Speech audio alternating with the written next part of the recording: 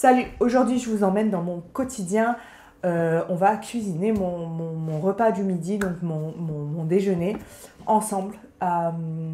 C'est une vidéo que j'avais envie de faire depuis un moment, où on fait un peu du français en contexte, en immersion, comme on dit. J'avoue qu'il n'y aura pas trop de... ça va pas être hyper scripté comme ça l'est d'habitude, et ça va pas être hyper... voilà, ça va être un peu comme ça vient, comme on dit. N'hésitez pas à me faire vos retours. La dernière fois que j'ai fait une vidéo un peu moins scriptée, ça vous a plu. Donc voilà, je vais me préparer mon repas du midi et je vais vous emmener avec moi, donc tout en commentant ce que je suis en train de faire. Voilà, aujourd'hui ce que je vais me faire à manger, donc en ce moment je suis au régime. Je fais un peu un régime drastique parce que je vais aller en France. Drastique, ça veut dire très dur. Je vais aller en France en août, et donc comme je sais que je vais beaucoup manger en France, ça fait 3 ans que j'y suis pas retournée, donc je vais je vais faire beaucoup d'excès en France, c'est sûr, entre le fromage, la charcuterie, les viennoiseries, le pain à tous les repas. Ça c'est un truc de français, donc c'est un truc que je fais pas ici. Ici je mange pas particulièrement de pain. D'autant plus que le pain n'est pas hyper bon ici, donc ou il est très cher, ou il n'est pas bon, donc ça me sert à rien d'en manger. Du coup, voilà, je suis au régime en ce moment pour pouvoir avoir un peu de marge pour pouvoir prendre 1 ou 2 kilos quand je serai en France. En général, je prends toujours au moins 2 kilos quand je vais en France. Du coup, voilà, je vais me faire une salade de carottes. En ce moment, j'ai une passion carottes et je me fais des salades de carottes tous les jours. Je vais vous montrer une recette. Bon, une recette, c'est pas une recette, hein, mais c'est un peu un...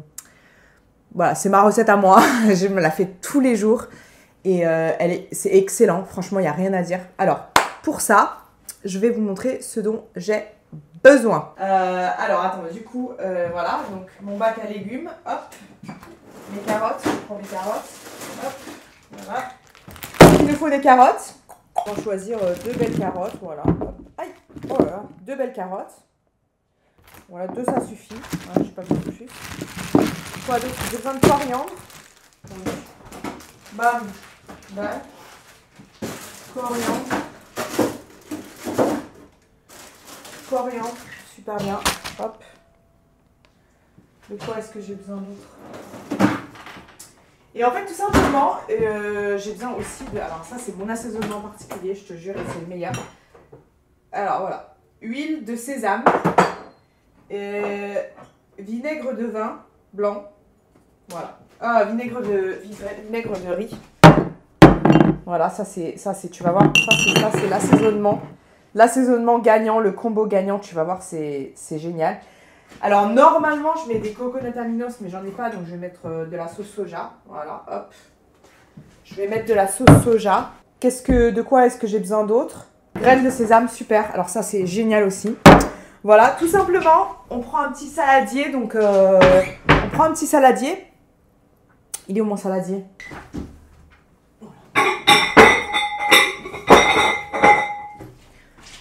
Excusez-moi pour le boucan. On prend un petit saladier.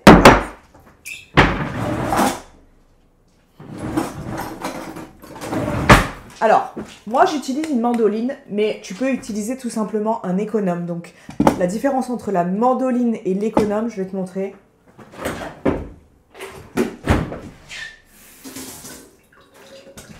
Ça, c'est un économe. Donc ça, c'est pour éplucher les légumes.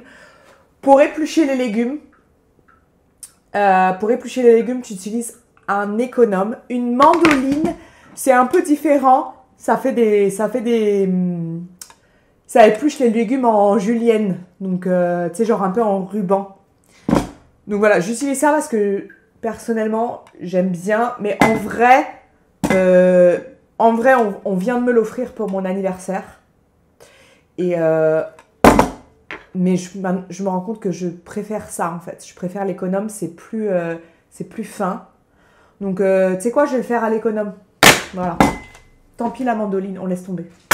Alors ça, je sais pas si tu connais, c'est les couteaux que mon mari s'est fait offrir à son anniversaire. Je sais pas si tu connais, c'est des couteaux de compétition. C'est des couteaux extraordinaires. Je crois que c'est japonais. Ça s'appelle Miyabi. C'est génial. Bref. Donc, tu prends tes 2 carottes et tu coupes. Alors, il me faut une planche à découper. Hop. Une planche à découper. Hop.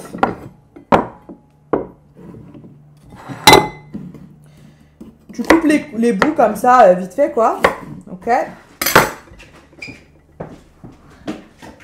Je le mets dans mes petits composts parce que j'ai un compost.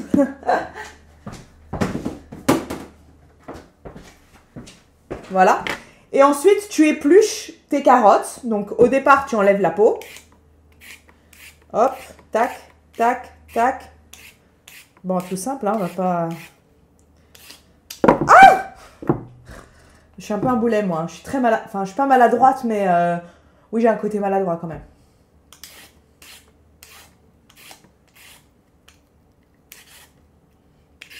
Voilà. Hop. Tu enlèves la peau, donc. Les épluchures. Tu mets tes épluchures dans ta poubelle. Et ensuite, tu vas faire des rubans.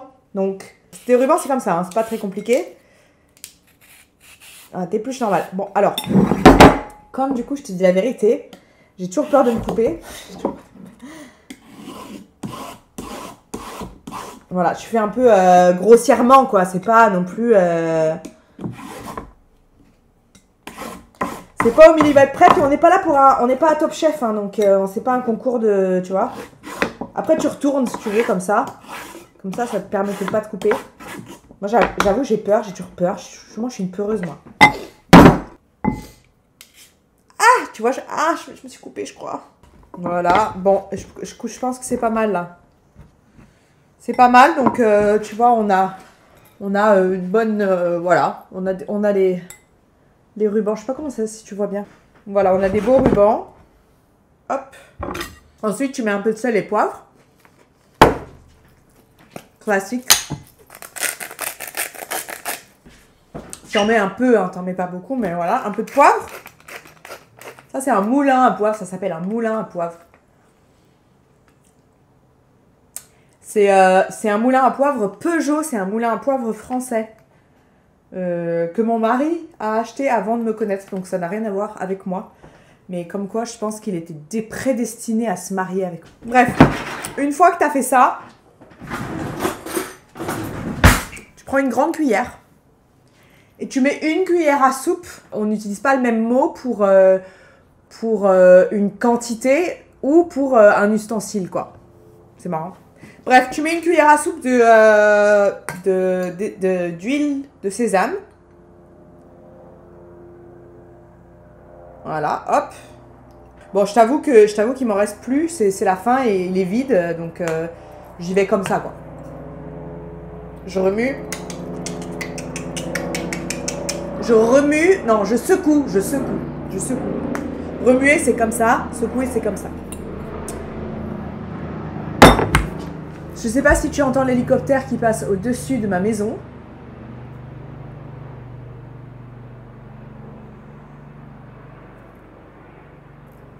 Il est parti.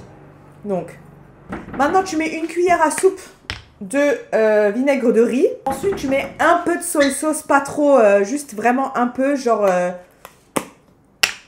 comme on dit en français, un trait. Donc un trait, c'est comme un trait, c'est vraiment genre...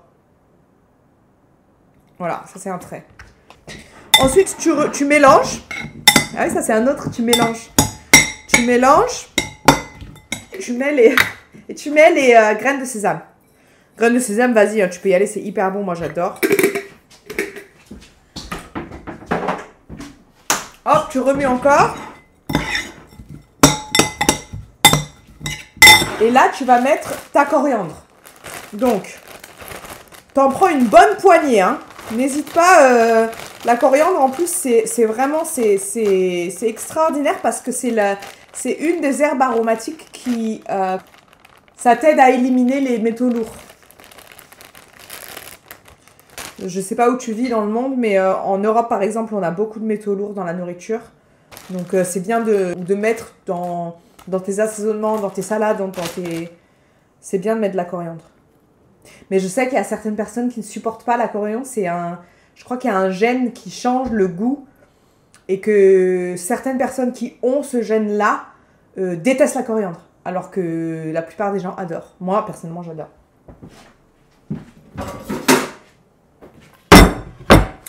Voilà, alors petite tactique. Petite tactique de ma grand-mère. Tu prends un verre, tu mets ta coriandre dedans. Comme ça, tu la tasses un peu comme ça, voilà, tu la mets comme ça.